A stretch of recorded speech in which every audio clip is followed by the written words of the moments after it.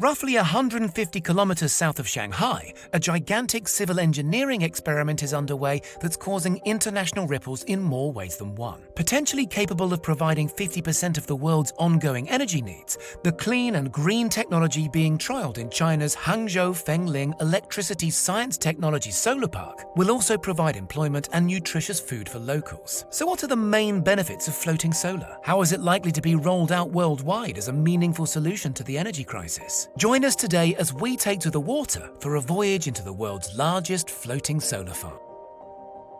As our civilization starts to meaningfully grapple with the essential transition over to cleaner energy sources, lots of ambitious solutions are proposed. From colossal offshore wind farms to vast hydroelectric energy plants. One newish idea is so obvious it almost seems a bit ridiculous. Solar panels are clean, efficient, and improving all the time, but they need a large footprint, taking up land near population centers that could otherwise be used for housing or agriculture. But a few big projects around the world have realized that an ideal place to stash big solar arrays is on the water, especially adjacent to existing hydropower plants. Experts report as many as 10 gigawatts of new floating solar farms will come on stream by the middle of this decade. One advantage of putting them on bodies of water already used on existing hydropower is lower transmission costs. If the infrastructure to transmit energy to the grid is already on site, that's obviously a big plus. But it's even cleverer than that. Hydro and solar energy plants are both seasonal. Naturally, during a dry season, solar is better, but during a wet season, hydro is more productive. So together, on the whole, they can help even each other out during their respective lean times. It's kind of a no-brainer. Not only will the water cool the solar panels, which happen to make them work more efficiently,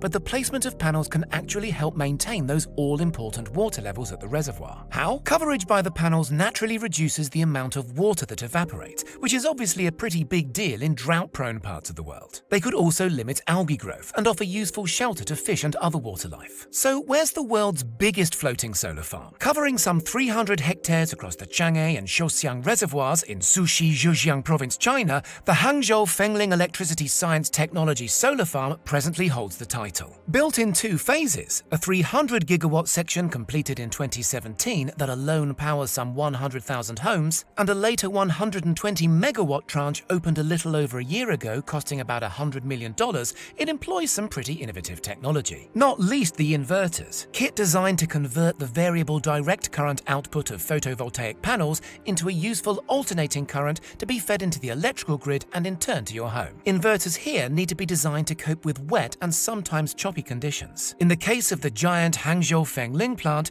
Chinese inverter maker Shenzhen K-Star Science and Technology provided its catchily named GSL2500CMV and GSL1250 sealed inverters for the job. Collectively, the 2-phase project now generates some 352 million kilowatt hours, which should generate about $45 million a year in revenue. Moreover, the giant complex, which required the building of 2 new 110 kilovolt booster stations by the state-owned Grid Corp of China and nearly 9 miles of cables, is actually helping the local economy and marine environment. How? The solar panels are spread across the reservoir with enough gaps that light can penetrate and support a healthy subaquatic ecosystem. This means fish can live and thrive, with the added bonus that the panels serve as artificial islands that shield the fish from natural predators like birds. Locals can also navigate along carefully laid out channels and, when the fish have reached sufficient size, reel them in for the local and national consumer market. Economic analyses of the setup have estimated the value to the local fishing community in terms of income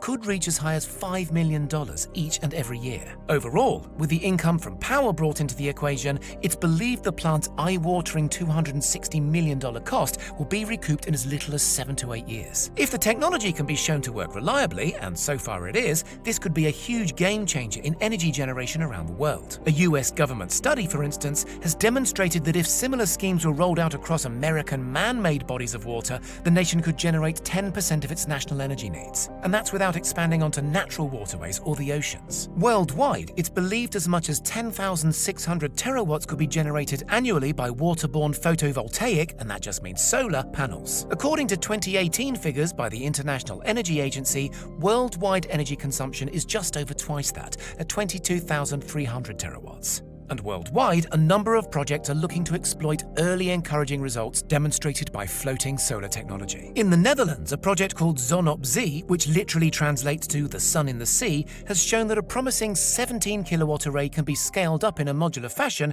and crucially absorb unpleasant buffering by the local unpredictable and perennially stormy conditions. Set to eclipse the Hangzhou Fengling reservoir project covered earlier in this video, a gargantuan 2.1 gigawatt floating solar plant is currently being assembled by the South Korean government near the Sae-Mangum tidal flats on the coast of the Yellow Sea. Many times larger than its closest rival, the Korean solar project will cost more than $500 million and come attached to a new startup cluster that, it's hoped, will spur on the next generation of big-thinking green energy initiatives. It can only be hoped that, like the Chinese project, this and other bold initiatives will balance futuristic energy needs with the economic and agricultural needs of local people. And if they manage to get it right, it'll send a very powerful signal that floating solar is the future. What do you think? Is floating solar an idea so obvious that mankind would be foolish not to give it a go? Let us know in the comments, and don't forget to subscribe for more thoroughly buoyant tech content.